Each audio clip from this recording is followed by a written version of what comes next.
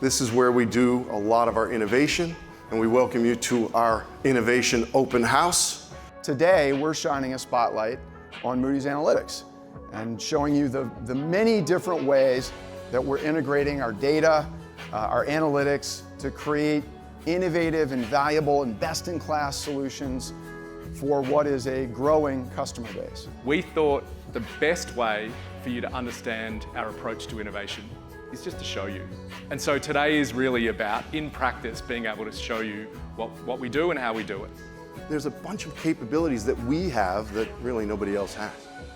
And together, these solutions demonstrate how we deliver value for our customers. And it's important, I think, for you all to understand that, because that gives you a sense of what the opportunity is and why these solutions are sticky.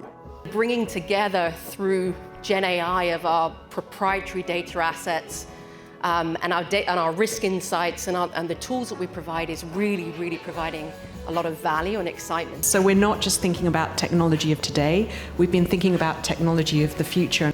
Everyone is accelerated by the use of Gen AI. It's very real for us. It has unleashed a torrent of engagement, enthusiasm, and innovation around the firm.